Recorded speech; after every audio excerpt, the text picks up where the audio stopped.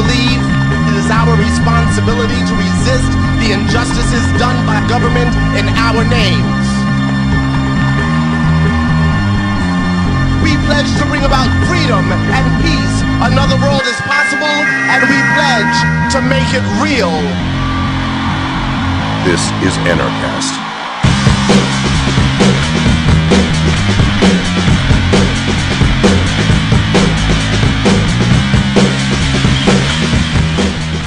Wakey, wakey, everybody. Welcome to another edition of Anarchast, your home for anarchy on the internet. I have coming in for what she calls Satanic Canberra, Australia, Elissa Hawke, and she's got a great program called Wakey, Wakey, and I just saw it recently, maybe a month or two ago, and really happy to have her on. She's had on a few past Anarchast guests. She's had on Larkin Rose and James Corbin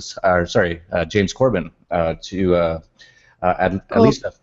Corbett, sorry, yeah, I confused so many names. But yeah, there's been a few people on that we've had on, and great people. And she's got a great program, and the reason I really like it is because it kind of looks like one of these typical network morning shows, like The View or something, or Today or something like that. But she actually speaks about real truth and things like that. So she kind of hooks, I think, some people in, thinking it's just your sort of a morning show talking about interesting things, and then she actually says the truth, unlike what they say on things like The View. But anyway, before we get into all that, let's ask you, Elissa, how did you become an anarchist?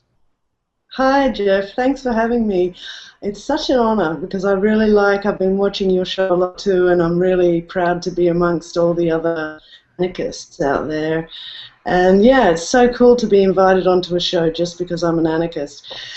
Yeah, how did I become an anarchist? I believe everyone's an anarchist because, let's face it, we all treat laws like guidelines. You know, if you come to a red light at 2 o'clock in the morning and there's no traffic around, you're not likely to sit there and wait for it to change.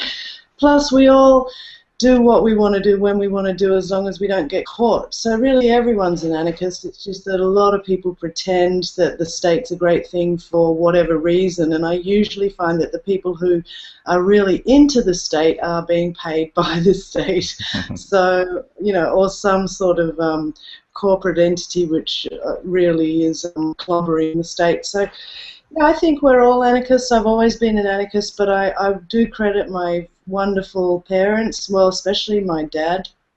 Well, my mum too. When I was a really young kid, they always said to me, even if everyone in the school says one thing and you believe another thing, then stand up. It's okay to be one person believing in one thing, even if everybody else says the same thing. And, I'm really glad they taught me that, because I've spent about the last 15 years being the one person who argues a position against almost everyone I deal with, friends, family, strangers. I'm sure you're in the same boat. Yeah, actually, not too bad. Because about a year or two ago, I actually just decided to not even talk to anybody who isn't an anarchist anymore. So almost all my friends, everyone I know, are just anarchists. So it's much better. It removes a lot of stress from your life. So it's actually quite rare when I actually speak to anyone who isn't an anarchist. So I don't get into too many debates, because we generally agree on almost everything. Not everything, but almost everything, and especially anything to do with the philosophy of peace. And you brought up a couple of great points, and the first one was that you were mentioning stopping at a stoplight at 2 in the morning in the middle of nowhere, like in Australia. I'm from Canada originally. Nothing makes me feel more like a slave than sitting at some red light, and you can see for like 10 miles in any direction. There's not a car on the road, and you still kind of are scared to go through it, because in Canada, for example, many times I would just go through it, and there'd always be these cops who'd be hiding behind some sign or something and pull you over. I even had one time in Canada, you won't believe this. This was like minus 40 centigrade or Fahrenheit. They're actually the same at that level. I know that because I'm from a place where it gets to minus 40 quite a bit. And I pulled up to this train tracks, and it started dinging, and the post came down. And it's in the prairies of Canada, so you can literally see for like 100 miles in any direction, and there was no train. So I just went around the thing, and as soon as I did, there was a cop sitting there behind a sign, and he actually had a controller to actually make the things go down. And I don't know how long he expected me to sit there. Like, is there a certain amount of time, like an hour, 2 hours? I must sit in their car and just laugh about all the power trips they're on every day. Yeah. Yeah, it's just brutal. And What did you return to sender with that fine, or weren't you that hip back then? what's that? When they send you the fine, did you just write return to sender and I just set forget what that? I did, but I don't think I paid it. I know that. I've rarely ever paid any of those tickets. I usually just, now I live an international lifestyle, so I always give them a driver's license from a different country that I'm in, and then they can never really do anything, so that's a good way to Well, get around it. my experience in Australia is I've lived in one, two, three or four different cities in Australia over the last sort of 15, 20 years. I had $6,000 worth of parking fines in Queensland. I never paid. Then in Victoria, I had $12,000 worth of parking fines after 10 years there. And I was moving to Sydney, so I wrote to them and I said, you know, I've got $12,000 worth of fines, and I can pay $25 a week, or I'd like to actually sign up for community service. So I'm just letting you know because I'm moving to another state. And they wrote back to me and said, your $12,000 fines has turned into $30,000 because we have $18,000 in court costs. I shouldn't really be telling the world this, but I figure that I think that the way we can change fastest is if we're honest. And so they said to me, you have 10 days to pay $30,000. And I was like, well, even if I hired all my best girlfriends and pimped them out, I couldn't make $30,000 in 10 days. So I started to realize the ridiculousness of their demands and the inequality. You know, the fine is the same price whether you're a lawyer on $200,000 a year or whether you're a single mother or whatever. So I just recognized the system was ridiculous, corrupt, and so I didn't pay it, and I moved to Sydney about a month later, and I changed my driving license from that state to the other state. This was, 12 years ago when I had a driver's license still. And when I got to Sydney, nobody came and knocked on my door. Nobody ever sent me a letter. So then in Sydney, I got about another $8,000 worth of fines because I've been a massage therapist all my life, and I have to drive my car into the middle of the city and carry a big table at night time sometimes, into big hotels. So I couldn't always find a park, and I wasn't prepared to park 5 kilometres away and walk with my table. So that was my life. So yeah, I haven't paid any of those Sydney fines either, and then I started to have so much fun returning to everything to sender that then I started to drive. We have e-tag, e-tolls, where you drive on a road and you have to pay for the toll. So they have this e-lane, which is E for e-tag, and you can get this tag that beeps. It's only like $700 a year, and then you can drive on all these special privately owned roads. And that gave me the shit so much. To get to my friend's house and back, it used to cost me $21 in e-tolls. So I stopped paying those. And I would get 4 letters a week, 2 blue ones and 2 red ones, and I just returned them all to sender, all. Lived another 10 years in Sydney, nothing happened. Then I started noticing I'm driving past a camera every 100 metres saying, have you paid your toll? Have you? In the end, I just thought e-toll, E stands for exempt, E stands for Elissa, E stands for excellent, but just, yeah, and I just started to learn that those fines are only for people who'll pay them. And if you challenge the fraud of the state, and once you learn your birth certificate, you're a corporation from birth and all that, you recognize many generations of you and your family have been ripped off like this, then you just can't pay it anymore. Yeah, Australia is so expensive on top of all that, and you just pointed out just traveling around is hundreds of dollars, really. And I have a funny story. I had a Dodge Viper back in the internet tech bubble days, and I decided to move to LA for the worst year of my life. And I decided to drive down from Vancouver, and I was always going at least minimum 140 miles an hour minimum to 200 miles an hour all the time. And so I got pulled over in every single state. And so often, I actually had this happen once. The cop looked at my driver's license, and it was a Canadian license. And in Canada, it's kind of funny because no one says, I'm 2 meters tall or I'm 60 kilograms, everyone still says feet and everyone still uses pounds. But on the license, they put kilograms and meters. So the cop says to me, a typical very low IQ cop, he says, "You're only 1.8 feet tall." And I just looked at him and he goes, "You only weigh 65 pounds?" And then I said, "No, those are kilograms and meters." And he said, "I don't know how to put this on the ticket." And I said, "Good." And he just left. And half the time when they did give me a ticket, I would actually, when they gave it to me, I would actually throw it out the window as I was driving off. And and I never paid any of those. I never got up to $20,000 or $30,000 worth of tickets. But in LA, LA is pretty bad as well for parking. And so I would just park wherever I could. And I had easily thousands of dollars worth of tickets. But man, you beat me on that one. Good for you. Well, you know, like Larkin and Sherry Peel Jackson, I'm trying to explain to my dad, you know, it's my right to exert my rights and to explore my rights, and if I do end up in jail, it's not the end of the world. Some of the greatest teachers have had long stints to think and hone their work, and, you know, I'm not afraid of jail. I don't have kids or a husband, so that makes all my decisions a lot easier. But I don't think I'd be the same if I did. So I'm looking for a husband. It'll cut down on your parking costs, I guess, or your parking tickets. No, I'm sure I'll still get them, but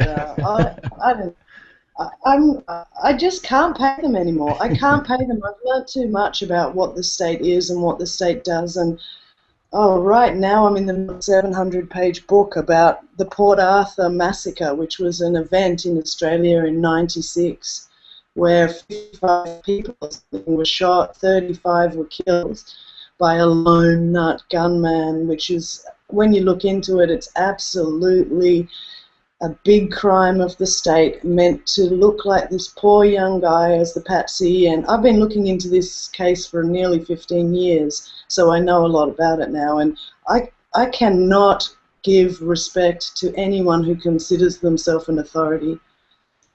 Yeah, me either. And you brought up toll roads earlier, and I don't mind private toll roads. Actually, I like them. I prefer that all roads be private. But unfortunately, in the world we live in today, they usually are working with the government to get some sort of monopoly, and then they have some sort of, then they have these really excessive prices. And it's so funny because if you talk to your average statist, they'll tell you that the reason we need government is for roads, but there you are in Australia, and there's only one road to take, and it's a private one, but it costs you hundreds of dollars. Yeah. Well, that's it. If I went to my friend's house and didn't use the toll roads, it would take me about 3 hours. If I used the toll roads, it would take me about 45 minutes. But what it was all about for me was learning to face my fear and to literally walk through my fears. The first few 20, 30, 50 times I did it, I was afraid. And, you know, every 100 meters they have a sign saying, "Have you paid your toll? Have you paid?" And I thought after a while, they should only really have to ask you once. You're aware that you're being filmed. So I was always waiting for a cop car to pull up beside me and go, "You're that girl who never pays her tolls. You're going to jail." And then in the end, I even was driving an unregistered vehicle through those cameras with all my fines. And, you know, I guess I'm just lucky. Yeah, I think you are. In the U.S., I don't think you would go that long. They definitely SWAT team you and no-knock raid you if you had that many parking tickets. Yeah, well, I've never really been able to work out why I've been left alone, but I used to be a comedian, and I sometimes think that they leave some people alone a bit more than others because maybe they're aware that some people can shed more light than they can get out of, shed more light on the whole fraud than the little amount of money they're going to get by hassling me. $30,000 isn't a lot if the opposite of that is that I come on shows like this and make 400,000 people think about it. And I know that you haven't had 400,000 views on this yet, but give it a week. Yeah, well, we'll see how that goes. It's usually quite a bit less than that, but it is growing. The entire freedom movement, people are starting to wake up, and that's your program called Wakey Wakey. So you're actually based out of London mostly, right? I think you're in Australia. Well, I was living in Mexico for the last few years, and Central America, South America a bit. traveling, just so that I could learn. I was living in tents and so that I could read 10 hours a day. I was going to these law groups back in 2009 in Australia with 70-year-old men who were ex-police and ex-Freemasons. And these guys and I were studying all of contract law and the nature of the fraud. And I really wanted to read and read and read and not have to think about paying rent and all of that. So I went and lived in a tent on a beach in Isla Mujeres off Cancun down there in Mexico. And I taught yoga 1 hour a day, and that paid my rent on my tent. So I've been reading a lot the last 4 years, and then I heard about David Icke starting The People's Voice, and he was somebody who I trusted because I'd read a lot of his work over the years, and so I didn't even get a yes. You know, I wrote to them 12 times asking for a show, and they didn't even write back to me. And I still just caught a plane from Mexico to England, and then when I was there, I wrote to them more, and they still didn't write back. And then after I'd been there a month, they said, "Do you want to come in and tell us what you'd like to do?" And I was like, "Yeah." So I went in and I told them I want to do this show, and it went really well, but I only got 5 episodes in before management decided that they couldn't let me go live anymore because they were afraid of what I was going to say, which just gave me the absolute shits to the eyeballs. Because one, I was worried about what the management thought I was going to say. But I tell you what, that organization, there's some good shows coming out of it, but the organization, I am no longer associated with. Sadly for me, Wakey Wakey is now going to be done like this, like you and I are doing. I'm not going to have the studio and the lights and the 5 people to push the camera buttons and all that, but hopefully I'll still make some semblance of a good show. I have an interview lined up with Joy Camp tomorrow, so I'm really excited about that. That's cool. You know yeah, I've seen some of their videos, but There's I don't know them. They're just hilarious, and they're doing some really great waking up stuff. They just did a great video on Obamacare, and the new Cadillac commercial one is really funny. They really get it, and they put it in a funny way, which is more than I can do, and I'm supposed to be a comedian, so I'm in awe of those guys. Yeah, well, they always say if you're going to tell people the truth, you better make them laugh or they'll kill you, and I think that's generally true. And Yeah.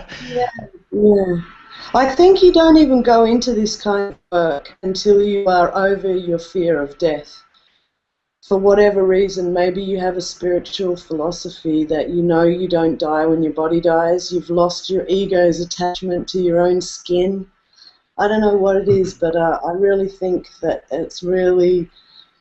it's a sign of a deeply faithful person when they will follow their own truth above their own safety. yeah, that's a really good point about fear and about philosophy. My own personal sort of take on it, or my personal story, is that it's probably about 20 years ago that I decided that I wanted to get over all my fears. I didn't have a lot of fears. I've never really been a fearful person. But I've always just looked at life as being something that I should try to enjoy as much as possible. Try not to hurt anyone, of course. And whatever happens, happens. It's not like I'm trying to live like for 1,000 years or 100 years. I'd rather live a shorter time and have more fun than live some plain life and not do anything and be really safe and don't leave my house. And so I've had a few experiences during my life, and actually a lot of people think that when I sank my boat in El Salvador that was a life and death sort of a moment, but actually I wasn't scared at all. I was already over all my fears at that point. I was just enjoying the moment. I was actually, once I was in the water, it was just a really beautiful night once the storm stopped, and I was just lying on my back, actually kicking my friend, my ex-girlfriend at the time, on a surfboard because she didn't want to be in the water, but I was just enjoying the moment. I've really gotten over all my fears, and I really don't have any fear, except for one thing: sharks. I just still am scared of sharks. Water in the dark, out in the ocean, in the middle of the ocean, in the dark. Were you? Yeah, but I actually wasn't really. How far offshore were you? How far did you have to swim? I wasn't that far. It was like a couple miles. So, and we had life jackets. I wasn't scared at all. And you know, whatever happens, happens. If that's the way I die, great. Who cares? But It's like it's a beautiful little test of your last fear, isn't it? It's like, yeah, well, are you afraid of sharks in the dark when you have to swim 2 miles? well, I was I've saying, noticed that myself. When I've come close to death in a few moments, I've just had this incredible calm come over me, and I'm not afraid. I'm just like, well, if this is it, I'm ready. I mean, honestly, I would never kill myself because I know I'm not my body. I know I'm the spirit, and the spirit will have to come back through primary school, and I don't want to come back to this earth if I don't have to. But I always want to die. It's strange. Sometimes I think that's why I smoke really heavily, because I have a very strong death urge. And they say that it's a normal thing for us to have a death urge, because it's our singularity going back to our wholeness. So of course it's the most natural urge in the world. So yeah, it's very interesting talking about these topics. Yeah, one time I was in. Actually, getting back to sharks before I go on, yeah, there's something about sharks. I don't like being in the water, knowing that there's this giant dinosaur down there that just eats people sometimes, and you can't see it. Like, as long as I could see it, like if I had like a scuba mask on or something, I could see the shark, then I'd be fine, because I'd be like, okay, there's the shark. If he comes over, I'm gonna punch him in the nose or stab him or something. At least I have a chance. I'm not just sitting there waiting to get eaten. But that's basically my only last fear left. And once I was in Turkey. And I think it's all about attitude as well. I was in Istanbul, and it was about 4 in the morning, and I ended up in some part of town, as I usually do. And these 5 Russian mobster guys came up to me, and they were being quite rough with me, and they said, "We're going to kill you." And you could tell that they expected me to be scared. And I said, "Go ahead. I don't care." And they all stopped talking for about 5 seconds, and they all looked at each other, and then they just started breaking out laughing. And then we went out the whole night together. It's like... That's so cool. That's how it should be, and that's the movie.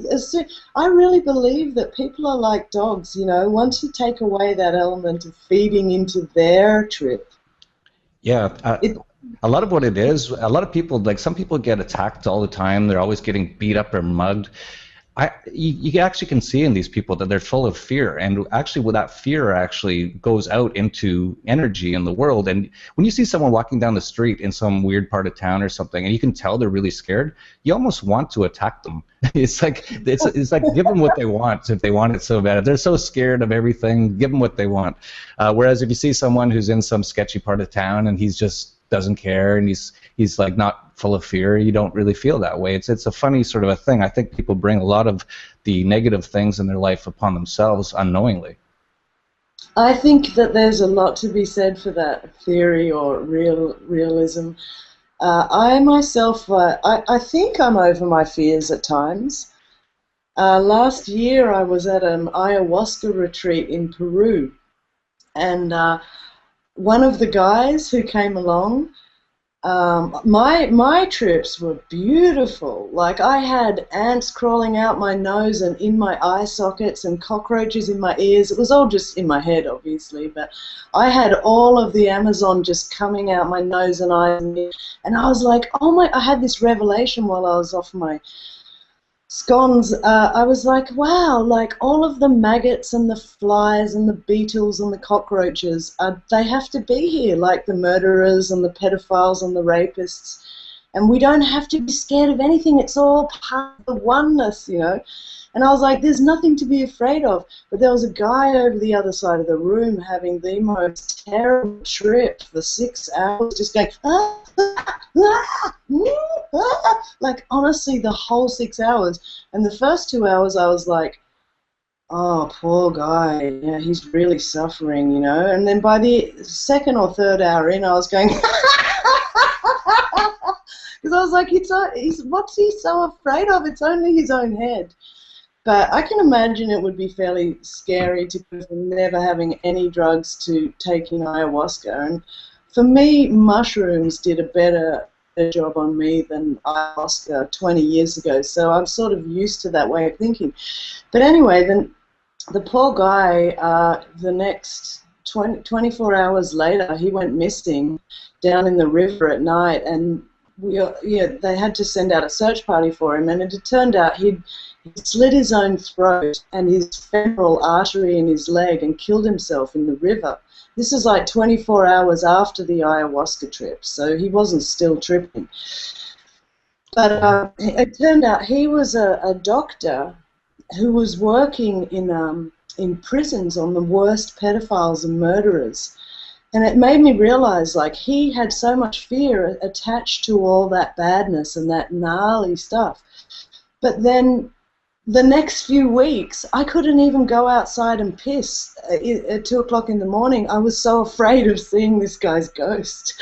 So it showed me I'm still full of fear, you know. So I don't know what to do. Yeah. You know, going back to a little bit about fear of death and living your life, I actually knew a person who knew a woman who worked in the emergency room, so she had seen countless people die. And she said you can always tell how someone lived their life by how they die. And she said there's some people, when they know they're going to die, there's a certain point where people realize they're going to die. And some people will just start screaming and yelling, and they're just thrashing around. And then she says there's other people who, when they know they're going to die, they're completely at peace. And you can tell that those people actually lived their life and did the things they wanted to do, whereas the other people are kind of probably haven't lived their life, probably haven't done the things they wanted to do, and are realizing that they're just basically, you know, they've lost their opportunity. Yeah, people hide from life. They want to preserve life to such an extent that it costs them their life. But you know, I don't want to judge anyone because each to their own, and I'll probably be in jail next week. But I personally really, really want to. I always try and. Well, I know that it's a spiritual experience. I know it. I proved it to myself. I was born and raised on Darwin. Luckily, I didn't have a religious upbringing, but my religion was Darwin and evolution, and it wasn't until 10 years ago that I realized the Freemasons completely sponsored Darwin so that we would all get this idea in our heads that it's survival of the fittest, dog-eat-dog world. If you don't step on your friend's head, he's going to step on your head. All this crap so that we will put up with being ruled over by certain people who think that they actually are superior, which is impossible, Jeff. How could anyone be superior to me? No, but really, when you look at, when I, like, pointing out to my brother today, like, are you okay? Are you sure you're okay with certain people having the monopoly to use weapons over you, depending on some arbitrary? Are you really saying to me that you want to go on like that for the rest of time? And I can see the thoughts sort of going across his head, but... Yeah, it's funny because I've never actually seen a dog eat a dog, but it is funny though because dogs eat each other's poo, but they don't eat each other. I've seen them eat a lot of things. I've never seen them eat another dog. Exactly. But it's sort of true though what you're saying about fear, and so many people have this fear of so many things that they think that they need someone to protect them, and that's where the whole state thing comes in. And I really think there's two things in life. A lot of people say there's love and hate. I think hate's a different thing. I think there's love and fear. And once people get over fear, they can go more towards love and have compassion. They can also have faith in other human beings to not, destroy them if they don't have some guy with a gun protecting them at all times who they don't actually. It's fine if it's a bodyguard and you actually pay him, but this really crazy notion of government is insane in my opinion. I can't believe people still think this is a necessary evil. It's a totally unnecessary evil. Man, I recommend everybody out there goes and has a look at the Port Arthur Massacre in Australia, and when you see them set up several gunmen and pretend to make it look like one retarded guy. You know, one of the best shooters in Australia's war history from the Vietnam War came out and said that wasn't an amateur shooter. He shot like 17 people in headshots, first shot, shooting from the hip, right-handed with these massive guns. It's a total, and once you look at that, you realize that is not protecting you. They are willing to kill anybody to get their next agenda through. And people are slowly starting to see, like, my sister-in-law, my sister-in-law and brother are both lawyers, and they toe the line, and they've got kids, so they live a pretty nice life. And but she was just talking to me about the TSA screening or just screening when you go through the international airport, and how they tried to take 3.5 or 4-year-old daughter off them to be scanned on her own, and she wouldn't let it happen. But most parents would just be like, yeah, do whatever you want. And the more you learn about how many sick people are out there, organized gangs of sick psychopaths who get off on being together and laughing about the fact that they are doing the opposite of what they should be doing. Like, that's all evil is. It's just knowing what good is and going, fuck it, I'm going to do the opposite. And I've met people like that now. I came across some of them at the People's Voice who were, they're pretending that they were wanting to help, but really they're just selfish, and, it's crazy stuff. It's really hard for us to comprehend because we don't live like we wouldn't. But there are people out there who are hurting so much and are feeling so unloved and so rejected that they just, the only thing they can do with their life is to hurt others, to sort of take away a little bit of their own pain. Yeah, it's really sad, and I almost do feel sorry for them in a way, but it is sad that people think these people are trying to help us. A lot of these people have just been damaged and hurt, and the society that we live in, this very state of society, is very uncaring. People say, oh, government's good, they have welfare. Well, welfare doesn't help anyone. It destroys people, it destroys families. They say that the government's here to protect us and help us. They're totally not, and you just look at the world around us, and if you have some marijuana in some state in the U.S. where it's illegal, you're going to get your door knocked down, you're going to get roughed up, you're going to get thrown into a cage so you can't even support your family anymore. These things are heinous and horrible, and unfortunately, and you made a great point that. Many people don't understand how these people are, so they don't think that there is people like that in government. But a lot of the people who are like that. And you brought up the TSA as well. And I have 2 kids, a 7 and a 9-year-old, and they're at that age where they're talking a lot about Disneyland. And I'm like, well, you better pick either Japan or Hong Kong, because we're not going to the U.S. I would not put them into the U.S. For the exact reason you said, because if they took my daughter aside and said, we're going to search her and I can't stop it, I don't know what I would do in that situation. So I don't want to put myself into that situation. Yeah, keep a close eye on your kids at Disneyland. That's what I suggest. No, I went to, being Australian, Disneyland was this wonder world on the other side of the world, and I must admit I always wanted to go there and see that purple castle. And in 2003, I went there with my boyfriend, and we drove into the underground car park at the Disneyland in Anaheim, and I couldn't go in. I had this energy come over me. I couldn't go in. I can't explain. I've never not been in anywhere, I don't think, apart from, I don't know, the janitor's office at school because he was a pedophile, but I could not go into Disneyland, and I think that says a lot, So be careful when you take your kids there, but have a fun day as well, and have a hot dog for me. Yeah, well, I felt the same way. Something about it seems kind of evil-ish to me, especially in Anaheim there, and I just don't want to even go anywhere near there. But kids are kids, and they see all this stuff, and they want to do it. So. How do you deal with being the bastard who ruins everything with your level of knowledge about what's going on? Well, actually, I have a great relationship with my wife and my kids. That my wife's an anarchist as well, and so we get along totally on philosophical ideas. And my kids, the way I've raised them is very unschooling, very peaceful parenting style. So I'm just an advisor to them. I don't tell them what they can or cannot do. I just advise them. And because I've given them so much great advice, they really look at me as a trusted advisor now. They'll come and ask me questions because they're like, hey, do you think I should do this? Can I do this? And I'll just give them my advice. Like, I'll give you an example. My 7-year-old daughter recently, actually it was about a year ago, she's only, 2 feet tall or 2.5 feet tall, I don't even know, 3 feet, I guess.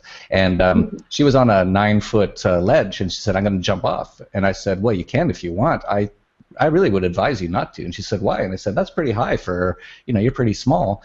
You could break your ankle or something. And I said, and she said, really? And I said, yeah, it's totally possible. I said, why don't you try it from 5 feet first? And so she did, and that was fine. And I said, try it from 6 feet now, and she did. And I said 7 feet, and she got up to the 7 foot one. She said, no, I don't think I'm going to do it. That 6 foot one was pretty close to actually hurting. And so, that's how I deal with it. Whereas a lot of parents, they have this very authoritarian, very strict disciplinary style where they'll yell at them or hit them if they want to jump off a 9-foot ledge, which is actually a really terrible thing to do. It doesn't teach them anything, and it just teaches them to obey and to fear authority, and then later in life to rebel against authority, which is actually good. But yeah. Look, you're talking to me. I was brought up watching my mum with my brother's kids makes me realize why I'm such a freaking anarchist, because my mum is a total authoritarian. It's like, you can do this, you can't do that, you can put this here, but make sure that's there. And my brother is really happy for grandma to be like that, because my brother and his wife really aren't big on discipline in that regard, and so they're happy that the kids are sort of being taught to say please and thank you from the Nazi grandma we've got here. But there's a part of me that is, I can already see these kids are 8 and 10.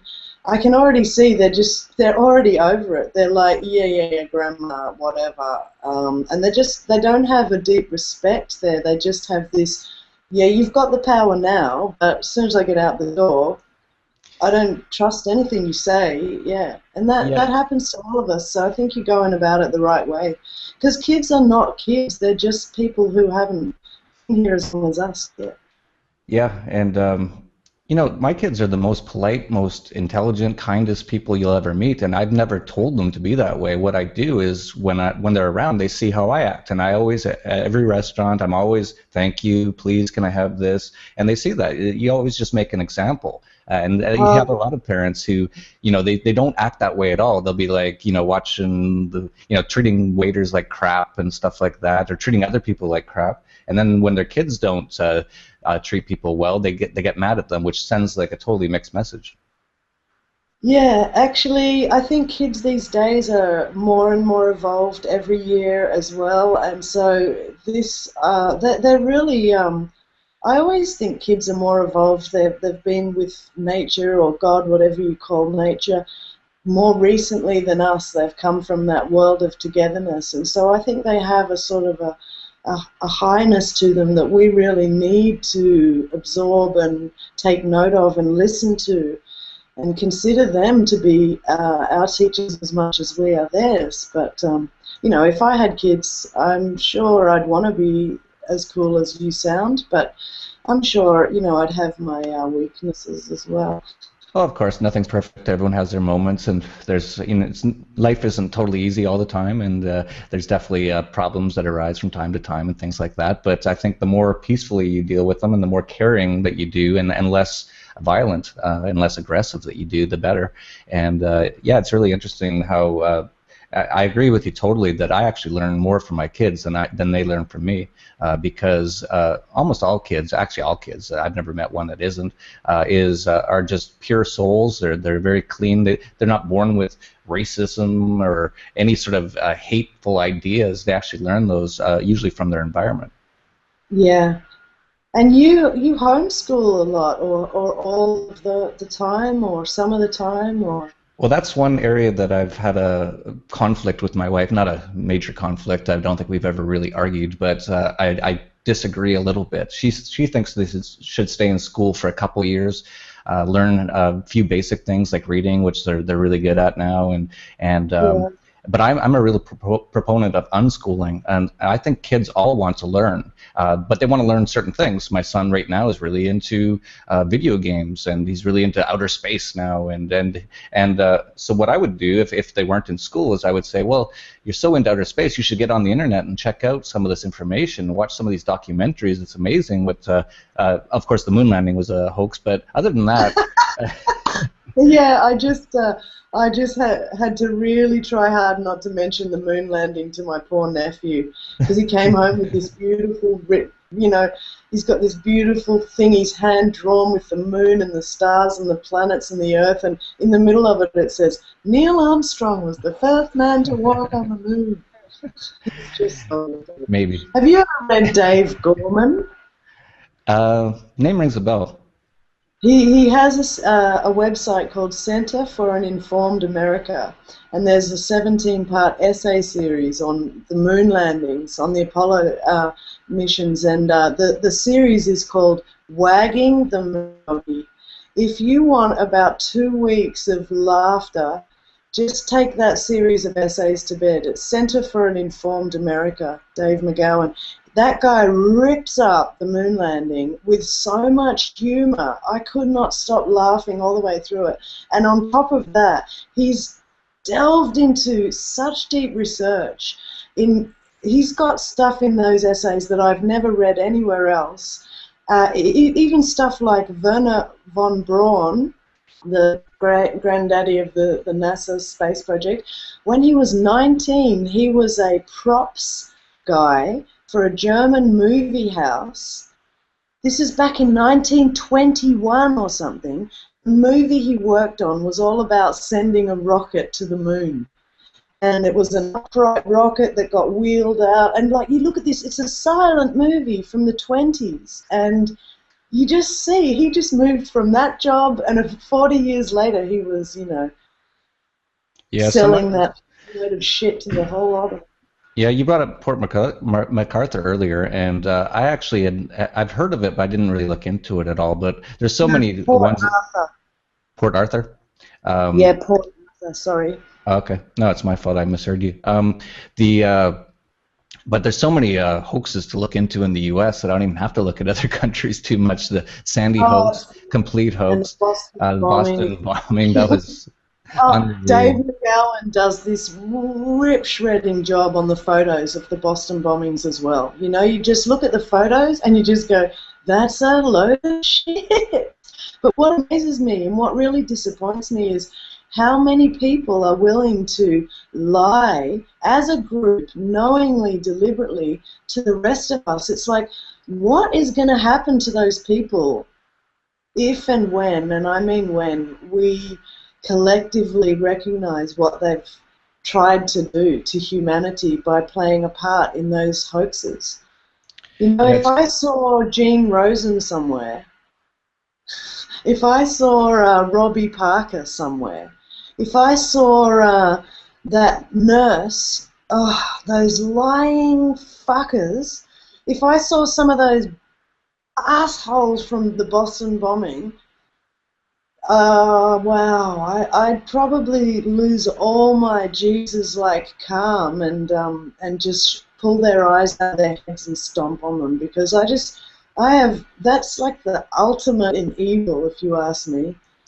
Yeah, the one thing that I think is going to happen in the next few years is because of the internet, some of this stuff is going to get out. And what I would say to some people watching this program right now is, if you're a younger person, you're not sure what you want to do, look to people like Luke Radowski and go out there and actually find these people and confront them. Not violently, of course, but ask them questions. Try to catch them in their lies, because there is so many lies. That Sandy hoax, that one father, did you see the one where he was laughing and laughing because he didn't know they were on air yet? And then the guy says, okay, we're on. And then he stops laughing and he starts to like fake cry and go, oh, I lost my son. All of the parents that I saw interviewed, obviously there probably wasn't even any real kids killed, except that I believe one kid, Noah Posner, was in an open casket. So God knows where those kids went or whatever. I've seen a video suggesting that the kids were really that age 5 years ago, and now they've grown up, and it's going to be fascinating over time, over 20, 30, 50 years, to see how they did this. These kids that have been sold into using their life to be liars in this scam, they probably have no idea what they've done, but the adults faking the Boston bombing and stuff, that's totally conscious. They get a big payback for that. And I hate to think of what the karma is going to be like, but karma is something that I have faith in. It's amazing. I'm just reading about this Port Arthur Massacre. The defense lawyer that was supposed to defend the guy who was set up as a patsy, his name was John Avery. He is the world's worst defense lawyer on earth, but it's hard to be a defense lawyer for somebody the whole country thinks has shot 50 people. But 5 years ago, he ended up in jail for fraud. He'd defrauded 50 clients or something like that, up to $500,000. And now he is in the same prison in Tasmania as this guy who is serving 35 life sentences. So it's like karma's a bitch, isn't it, you know? I totally, that's why I don't believe we need laws or police. I believe all of us get our comeuppance, and it comes from within us. Yeah, I totally agree. I really believe that a lot of these people who do really heinous things, and usually it's the government, but even regular people who do heinous things, they never really profit from it. Their whole lives, like, you look at Dick Cheney, he's not a happy guy. He just, you know, like, he's doing all these evil things. It's not helping him. If he would just stop it, like, Dick, stop it. Just, like, give it up. Just come out, say you're sorry. Maybe you'll have a few people who will love you. You'll feel love for the first time, maybe. Maybe, you know, like, it's just, you know, crime doesn't pay. It totally doesn't pay. I agree. But I also think, like, how dull would our lives be, Jeff, if we didn't have the Dick Cheneys and the Robbie Parkers in this world to fuck everything up and to bring our loving existence into all this bullshit drama? I don't know. I don't know what life would be like. Maybe we'd all be dancing under rainbows singing Kumbaya. But, you know, I accept everyone has to be here for whatever reason. But I feel for them. I feel for people who are so empty that they think external things are more important than self-love. And the self-love from knowing that you have integrity that's my favorite possession. Yeah, totally. It's really is interesting to think about it, and it's a good point about it's good we have these people. It keeps life a little bit exciting. And I actually have had this conversation before with a few people, including Doug Casey, and I said, what would it be like if, you know, what would we do if the world was total anarchy and it was all fairly peaceful? There wasn't a lot of terrible people anymore because most of the terrible people are created by this system. And we both just sat down and we were like, we're not sure. We'd have to, you know, find something else that we thought was interesting to do, and you know, but I don't think we're going to run out of anything too soon. Like sadistic sex or all sorts of role play. Like, honey, when you come home from work today, can you pretend you're a bitch and that you want to have sex with my sister? Because I'm sick of everyone being so nice. Yeah, no, I think we have to create some fun role-playing games or something. I'm already bored of being so friggin' good all the time. I want to do dark stuff. I like it, but not for the government, you know. I just want to do it for fun. Because we all are dark and light, and we all have to have those shades, you know. But I won't do anything at the expense of my integrity, because I like liking myself. I've done things in my past where I really suffered because of what I did, so I don't want to suffer anymore. Yeah, that's a good point too, because a few times in my life I've done some things that I'm not too proud of. Nothing big. It's usually something really small, like not tipping a waiter one time or something, or you know, something like that. And for years afterwards, I think about it and I feel bad about it. So like, I don't even want to do anything that goes against my moral integrity, because I know it's just going to just haunt me forever. And I'm just, you know, I'd rather not. But I think it's a good point that maybe we do need, you know, bad and good things in life to keep things interesting. Or, you know, I always thought about that about heaven. Like a lot of the really religious people say, oh, I can't wait to get to heaven, it's all harps and everything's perfect. It's like, well, that'd be boring. Yeah, exactly. And you have to live there forever? Oh my God. Where's the hookers and the tequila at? I've heard stories about people who a guy called Dannion Brinkley, he died 3 times. I don't know if he's real or if his story's real, but he got struck by lightning twice, and then he had a heart attack. And he's been literally pronounced dead 3 times. And he was a total redneck. He calls himself an asshole. He was just a bastard to everyone. And he came out and said that the heaven for him was the very beginning of death for him. I've just got to plug in my computer.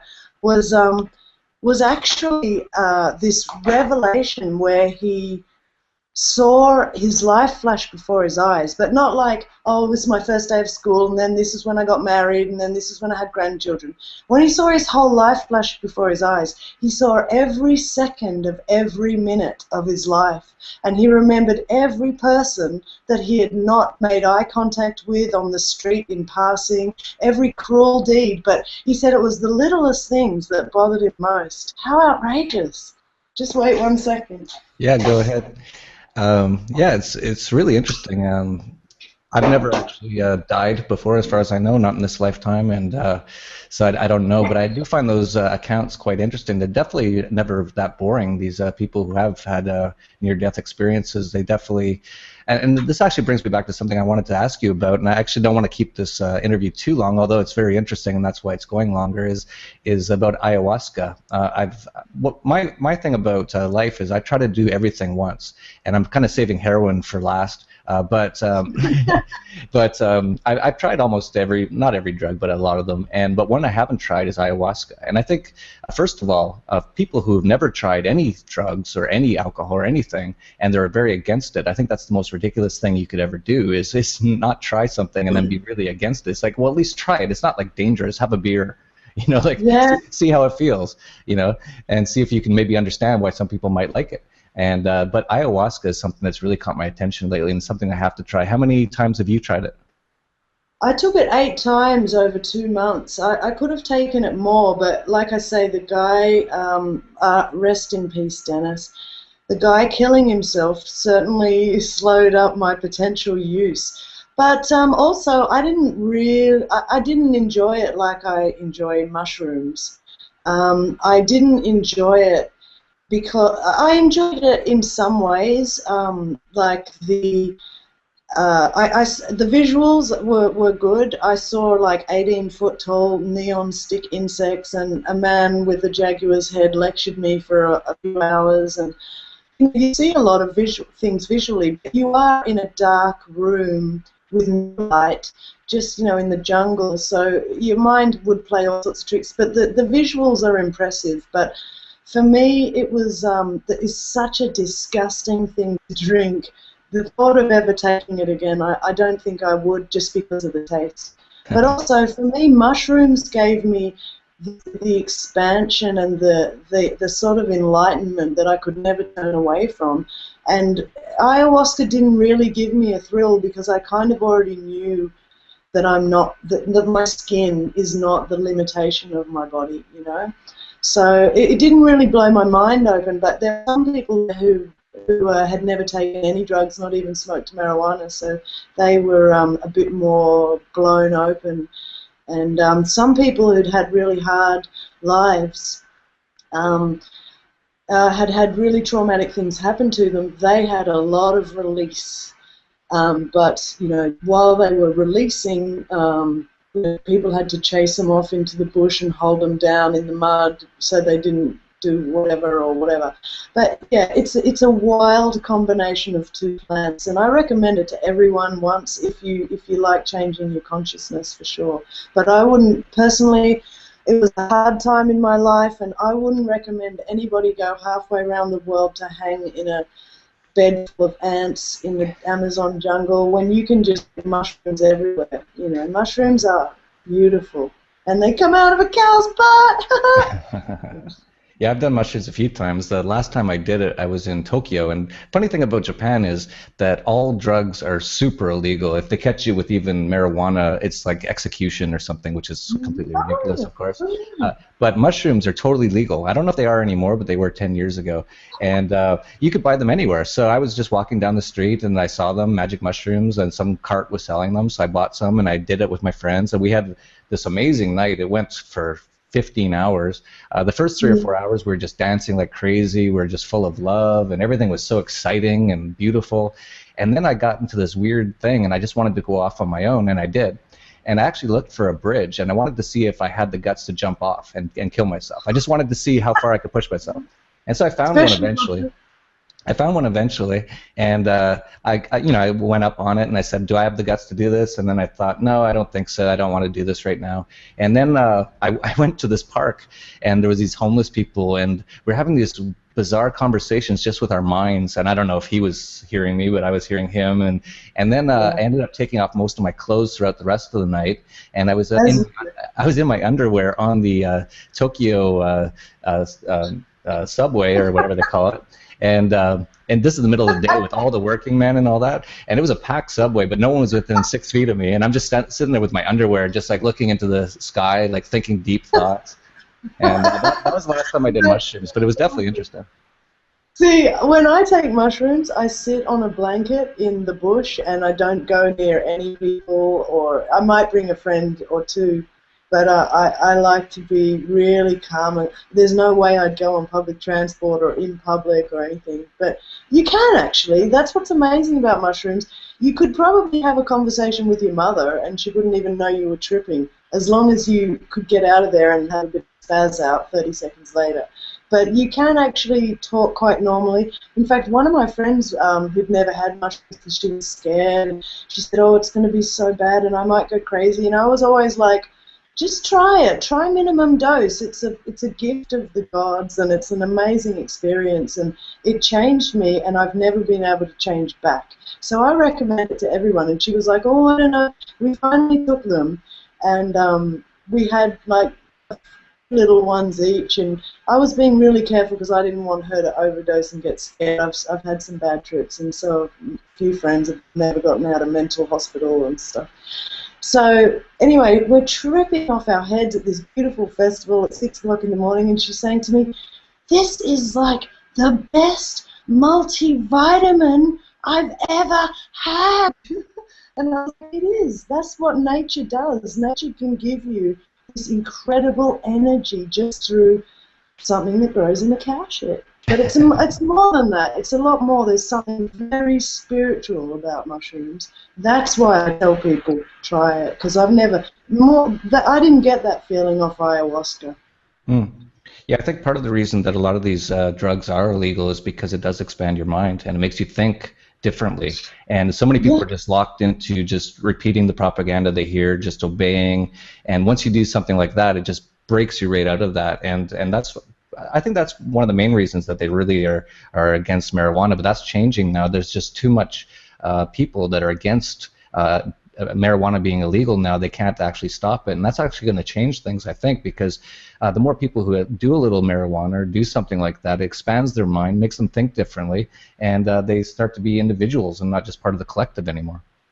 And you know, I'm sure you've heard what people, like especially Kathy O'Brien is famous for saying that when she was a sex slave of the American government, I don't know how true that is or whatever, but I feel that she's telling the truth.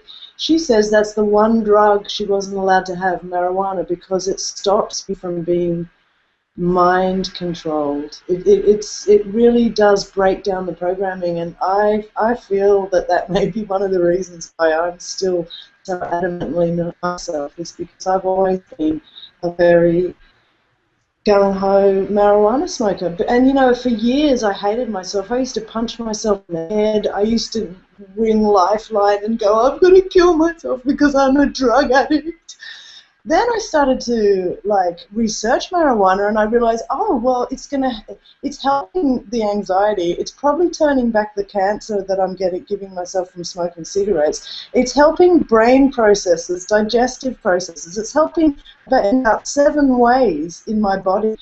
So it's not such a bad thing that I crave to smoke it, and daily if I want to, you know. And like I say, I'm not unhappy with myself. I'm happy with myself. So I just tell people, look, I don't have regrets about what I've done. I'm not telling you to do it, but I'm enjoying the way I'm living through my life.